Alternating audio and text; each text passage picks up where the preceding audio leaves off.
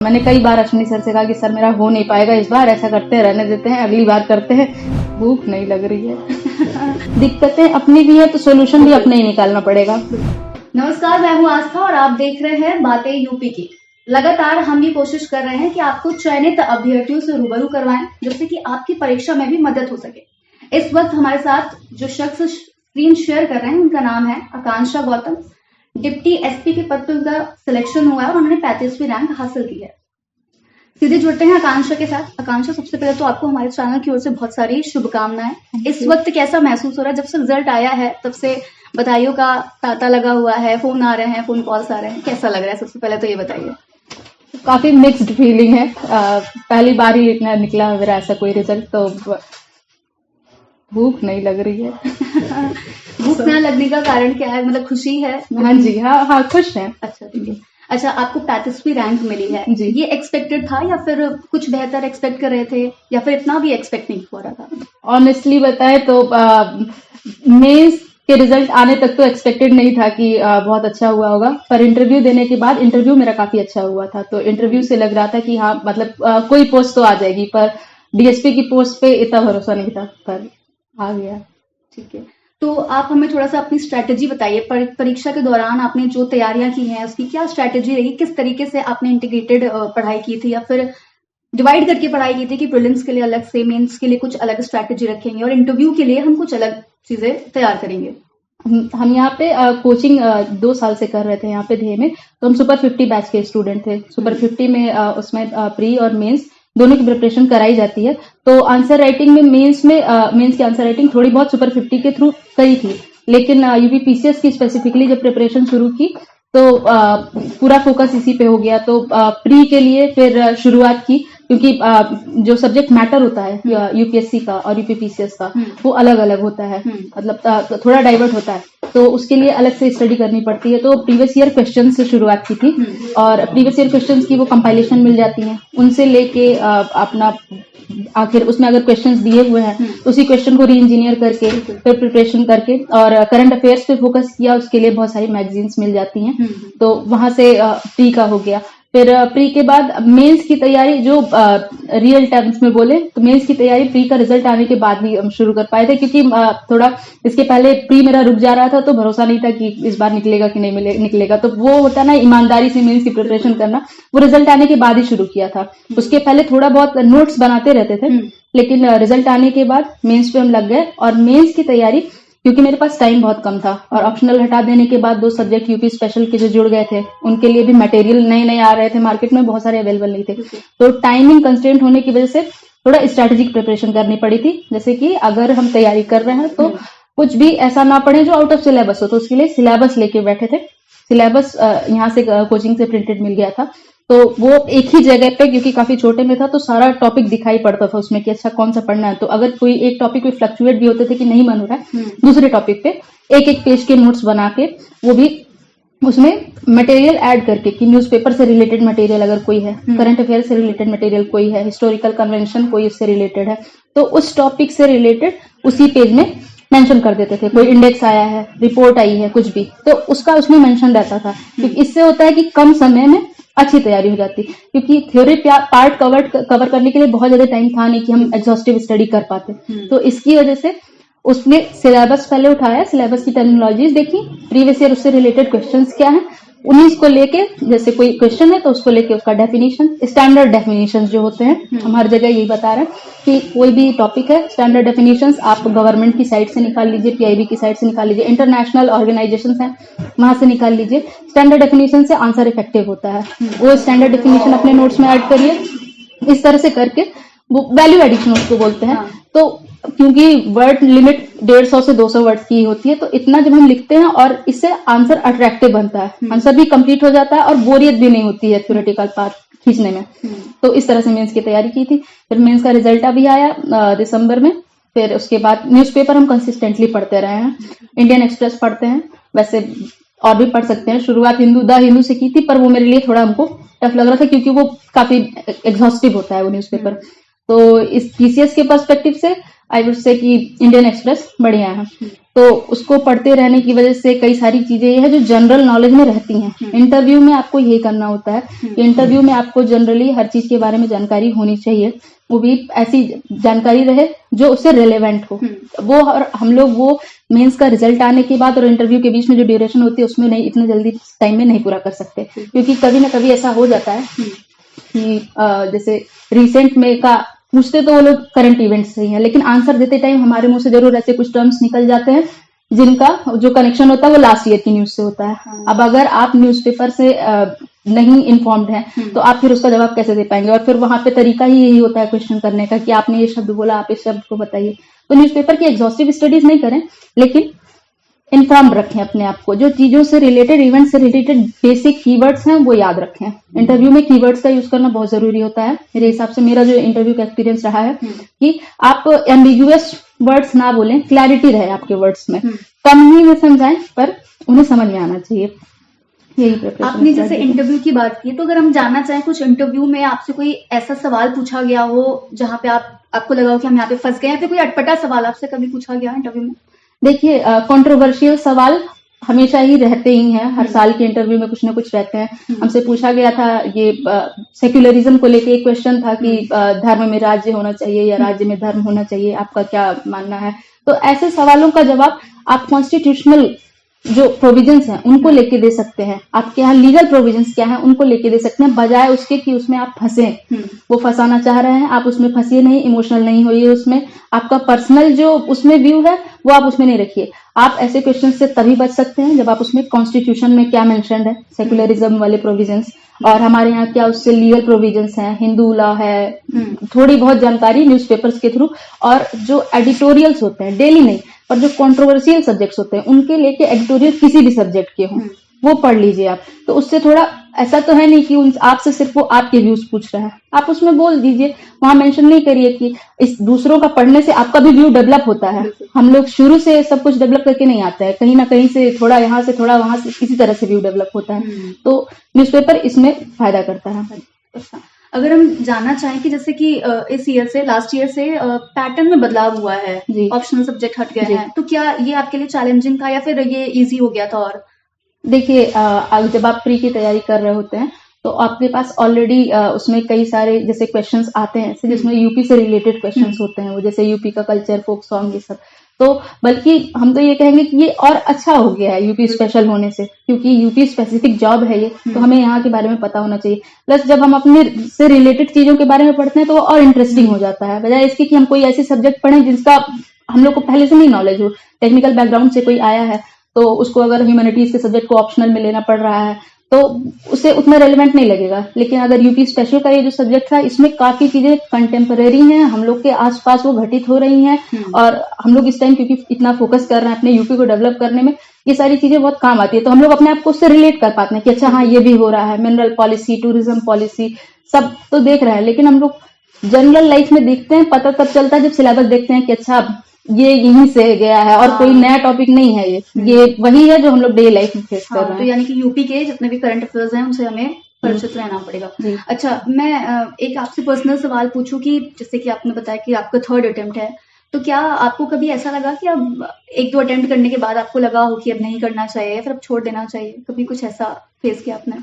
Honestly बताएं, हम इसके पहले जो 2 अटेम्प्ट दिए थे वो ऐसा था कि वो बस ऐसे दे दिया था, मैंने ईमानदारी से तैयारी नहीं की थी। 3rd अटेम्प्ट के टाइम पे हमको पता था अच्छे से कि ऐसा है, मेरा 2 बार नहीं निकला है, उसका कारण है पढ़ाई नहीं की, जो बेसिक डिमांड है उस पेपर की वो फुलफिल नहीं की, कोई ना कोई सब्जेक्ट जरूर छोड़ देते थे। सीसैट का पेपर वहीं जाके देख रहे हैं, उसके पहले देखा ही नहीं है, तो वो नहीं होता है कि एकदम से वैसी तैयारी चल रही है। और क्योंकि वही था, ग्रेजुएशन से तुरंत पास आउट हुए थे तो बस शुरू कर रहे थे, तो ये होता है कि पहले प्रिपरेशन कर लीजिए, बेसिक तो यही होना चाहिए कि प्रिपरेशन कर लीजिए फिर आप दीजिए अटेम्प्ट। लेकिन ये यहाँ पे हम लोग क्या रहता है कि अरे दे के देखो क्या जा रहा है, देख के देख लो, तो वो दे के देखो में चलो दे के देख लेते हैं, तो इसलिए वो मोमेंट नहीं आया। ये आया था दिमाग में कि ठीक है 2 बार से नहीं निकल रहा, इस बार मेहनत करके देखते हैं, अगर इस बार भी नहीं होगा तब दिक्कत की बात होती, पर नहीं, ऑनेस्टली मेहनत की थी तो हो गया। उस पर से टीचर्स की गाइडेंस, राइट टाइम पे राइट गाइडेंस, काफी काम करती है।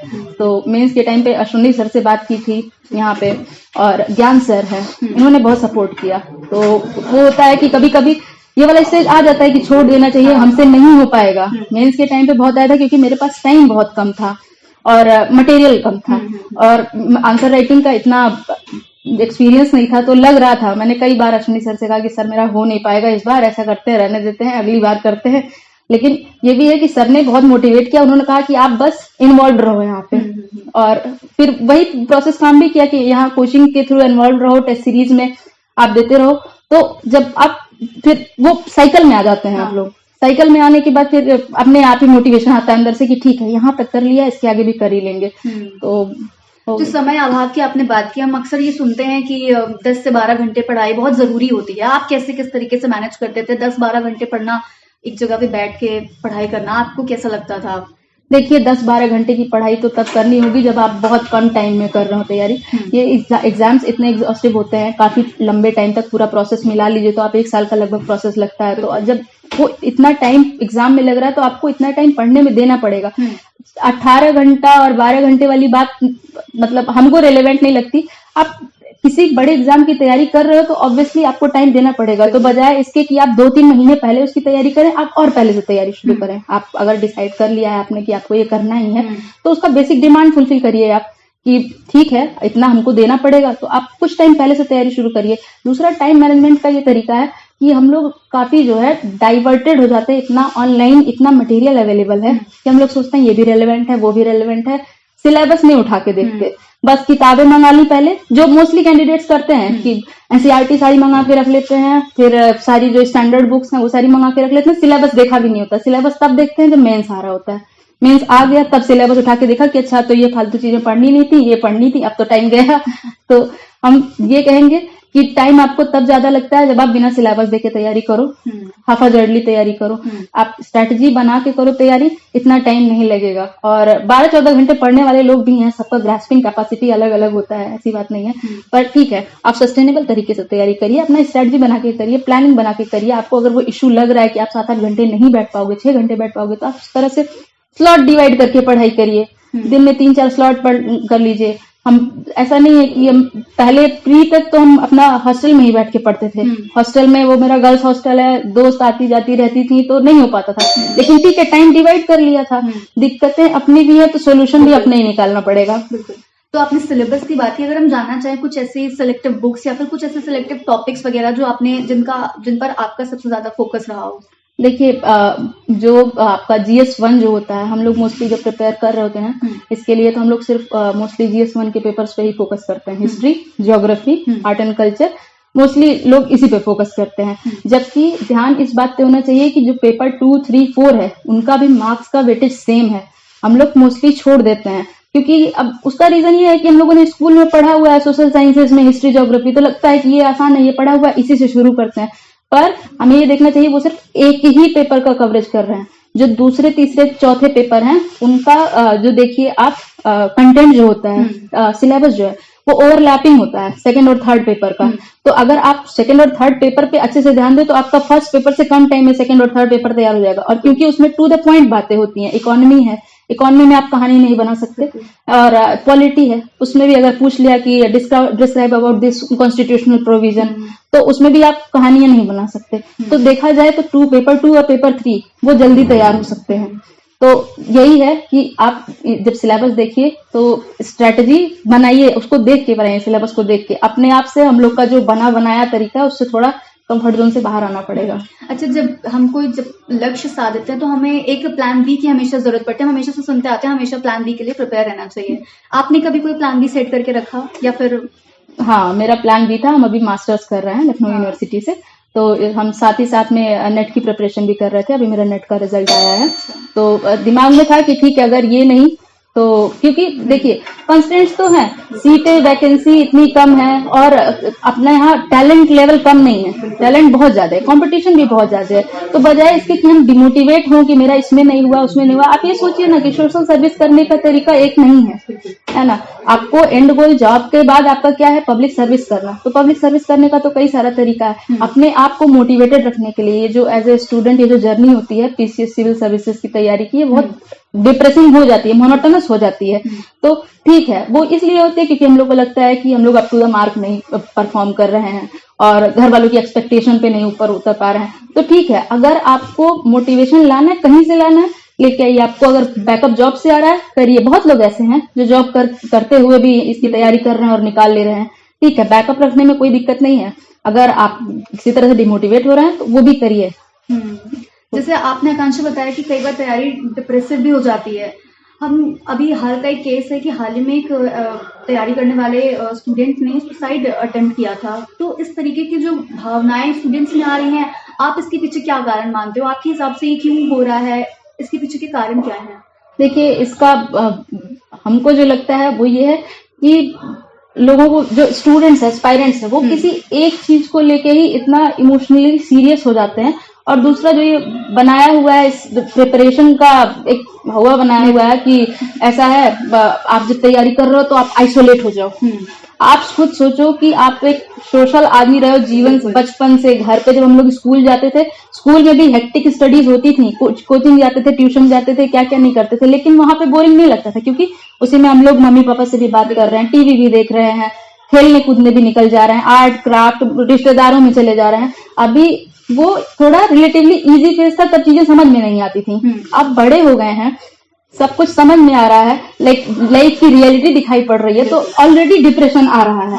और उसके बाद हम ये करें कि इतनी लंबी प्रिपरेशन में आइसोलेट भी कर लें खुद को, तो ये कहाँ सस्टेनेबल है।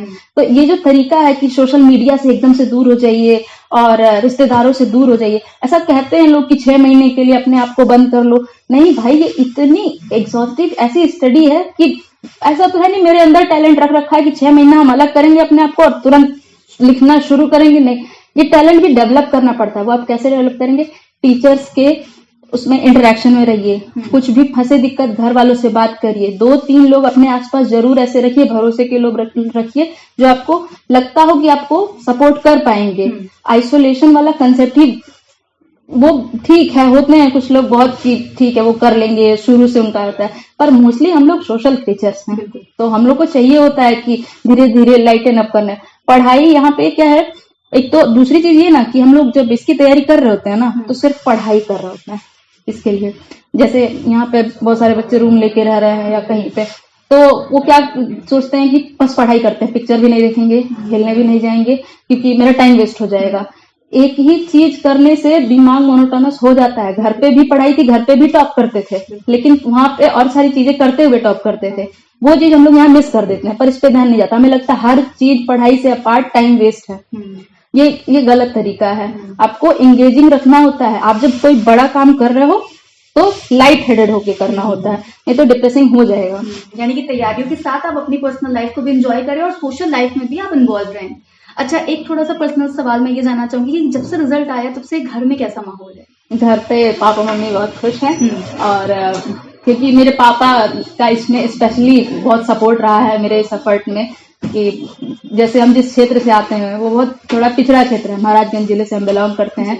बेसिकली जो है पिताजी हमारे वो संत कबीर नगर जिले से बिलोंग करते हैं, तो जो क्षेत्र है ग्रामीण क्षेत्र है, वहाँ पे शायद ही कोई लड़की हो जो यहाँ तक आई हो। मेरे पापा का इतना सपोर्ट था कि पापा ने यहाँ तक भेजा और कहा कि ठीक है। हम कभी हम पीछे हटते थे कि नहीं पापा हमसे नहीं हो पाएगा, पता नहीं है, इसमें तो बहुत जो है बड़े लोग जाते हैं और ऐसा है। वो था कल्चरल कैपिटल का लैकिंग था, तो पापा ने इन सब में सपोर्ट किया। वो हर मोमेंट पे, स्पेशली मेंस के टाइम पे हमको जब लग रहा था कि इसमें तो लोग इतने दिन से तैयारी कर रहे होते हैं, मेरा कैसे होगा, तो पापा का सपोर्ट। दूसरे मम्मी का मेरे बहुत ज्यादा सपोर्ट है। वो बहुत हार्ड वर्किंग औरत है, मतलब जॉब करती हैं वो मेडिकल कॉलेज में और डेली अप डाउन करती हैं 50 से 55 किलोमीटर डेली, वो हम लोगों की खाली अपब्रिंगिंग के लिए। तो उनकी मेहनत सफल हुई, इतने साल से कर रहे हैं हम। लगभग हमको बाहर रहते रहते सारी पढ़ाई मैंने अपनी हॉस्टल में रहते हुए की है। इसके पहले मेरा डिप्लोमा था 3 साल का, वो हम सरकारी हॉस्टल में रह के किए हैं। फिर उसके बाद बीटेक किया, वो भी हॉस्टल में रह के किए हैं। अभी मास्टर्स कर रहे हैं, तो लगभग मिला जुला के 10 साल होने जा रहे हैं। घर से दूर रह के एक लंबी जर्नी आपने तय की है, काफी टाइम हो गया, तो इसलिए खुशी की बात है। घर पे सबको लगा, जैसे जितना जब टाइम बीतते जाता है तो लोगों को लगता है कि इतना टाइम लग रहा है, कुछ हो क्यों नहीं रहा है। और आपकी रिस्पॉन्सिबिलिटी भी, आपकी शिफ्ट भी बढ़ते जाती है कि हाँ यार इतना तो घर पे वो करके और हमको बाहर पढ़ा रहे हैं, इतना रिसोर्सेज लगा के मेरे हिस्से के रिसोर्सेज किसी और में भी जा सकते हैं, ये सारी चीजें आती हैं। तो ऑब्वियसली अब मेहनत इतने साल की आई है काम, तो फिर खुश हैं सब लोग। आजकल सोशल मीडिया का आकांक्षा बहुत ट्रेंड चल रहा है, तो यूपी के करंट अफेयर्स से अपडेट रहने के लिए आप कोई ऐसे सोशल मीडिया प्लेटफॉर्म जिसको आप विजिट करती हो, जिससे तैयारी करती हो आप? जब ये पीसीएस की स्पेसिफिकली तैयारी शुरू की थी तो बिल्कुल अचानक से कोई बुक तो अवेलेबल थी नहीं, तो एक यूट्यूब चैनल है बातें यूपी की, उनके 5-5 क्वेश्चंस आते थे डेली। तो वो उनका इतना इंटरैक्टिव वे होता था कि स्टार्टर्स के लिए, जो मेरे जैसे कि बिगिनर्स हैं कि अब यूपी में जा रहे हैं, यूपी से रिलेटेड जानकारी अब होनी चाहिए, तो उसके लिए इंटरेस्ट जगाने के लिए बातें यूपी की चैनल पे जो वो उनका इनिशिएटिव था वो काफी काम आया। बाकी उसके बाद कई सारे क्वेश्चंस, वो वीकली कंपाइलेशंस भी आते थे, उससे भी काफी हेल्प मिली। कुछ मैगजीन्स या बुक्स वगैरह जो आपने विजिट की हो तैयारियों के दौरान? देखिए मार्केट में तो कई सारी अवेलेबल है, पर रेगुलर स्टडी के लिए कोचिंग हम आते रहते थे, तो यहाँ पे परफेक्ट 7 मैगजीन जो आती है उसमें तो लास्ट के जो पेजेस होते हैं वहां पे छोटे छोटे बॉक्सेस में न्यूज होती हैं, वो काफी इंफॉर्मेटिव न्यूज होती है, और जो वो थीम होती है बुक की वो ऐसे राइटिंग में काफी हेल्प कर सकती है।